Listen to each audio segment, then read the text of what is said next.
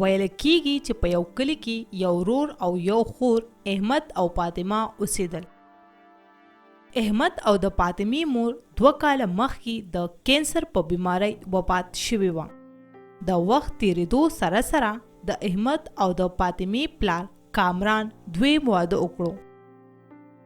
د دې دپاره چې زما دویمه ښځه زما د بچو صحیح تربیت وکړي او د هغې خیال ساتي. د واده په اولنو ورځو کې به د احمد او فاطمې میرنۍ مور د هغوی ډیر خیال ساتلو او په وخت په یې ورله خوراک ورکولو. یوه ورځ کامران په خپل ګاډي کې ښار ته روان وي چې اچانک یو غټ ګاډی راشي او د کامران ګاډي سره اکسیډنټ وکړي.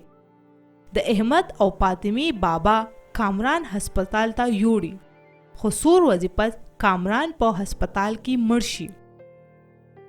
د احمد او فاطمې د پلار کامران وفات کېدو سره د هغوی میره مور زهرا خپل اصلي رنګ راښکاره کړي.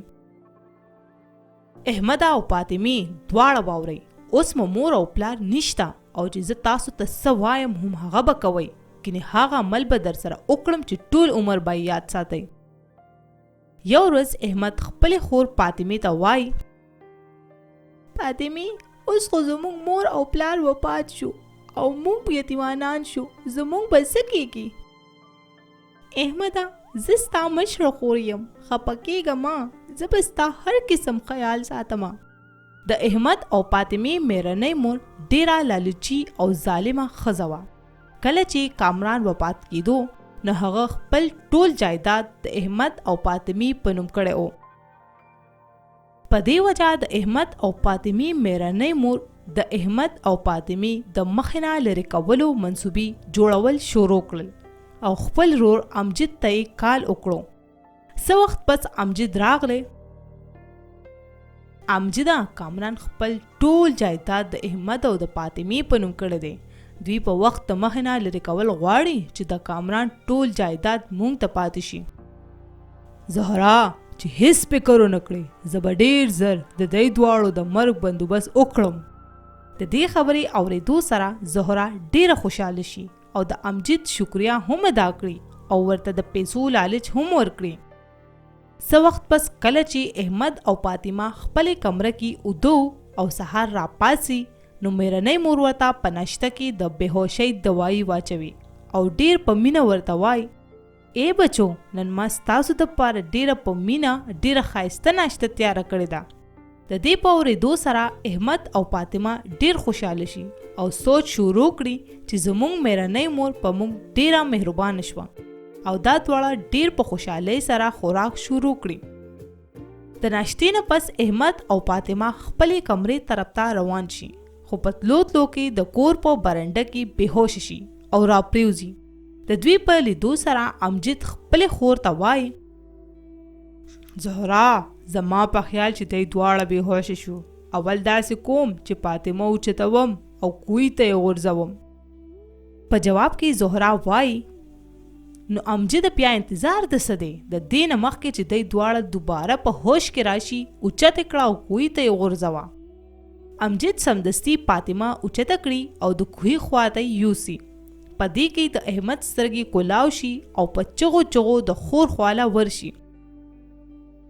ای امجد ظالمه زما خور تا ته څه ویلی دي چې ته یې کوی ته غورځوې؟ دومره ظلم مه کوه د هر پیرغون دپاره الله یو موسی هم پیدا کوي.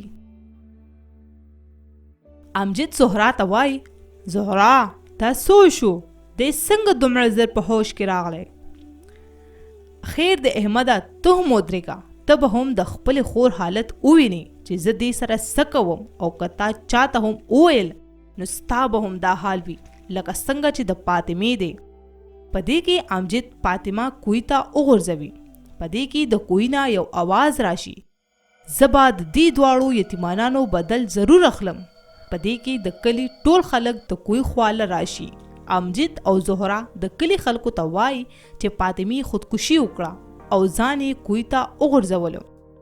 دې نه پس احمد امجد او زهرا کور ته را روان شي. په دې کې د کوی نه یو خاپیری راوځي او وایي چې زه به د یتیمانانو ماشومانو بدل ضرور اخلم. کور ته د راتلو نه پس د احمد میره مور د کور ټول کارونه په احمد کول شروع کړي. یو ورځ احمد په خپله کمره کې ډیر زیات جاړي او خپل مور او پلار ورته یادېږي چې په دې کې خاپیرۍ راشي. احمد د خاپیرۍ په لیدو سره ډیر زیات ویریږي، خو خاپیرۍ ورته تسلي ورکړي او ورته وایي چې زه ستا د مدد او ستا د خور فاطمې د بدل اغوستو دپاره راغلی یم. احمد خاپیرۍ ته د امجد او د میرې مور د ظلمونو ټوله کیسه بیان کړي. خاپیرۍ احمد سره واده وکړي چې زه به ضرور ستا مدد کوم. خاپیرۍ احمد له د خوراک بندوبست وکړي او د هغه ځای نه چت ته لاړه شي چرته چې د احمد میره مور زهرا ناسته وي. خاپیرۍ د احمد میره مور زهرا د چت نه ښکته راواچوي او مړه یې کړي. په هغه ځای کې امجد هم موجود وي او په منډه منډه د زهرا خواله راشي. خاپیرۍ هلته هم راشي او په امجد باندې هم په هغه ځای اور بل کړي او دغه شان احمد د امجد او د زهرا د ظلمونو نه خلاص شي او خپل نوی ژوند شروع کړي.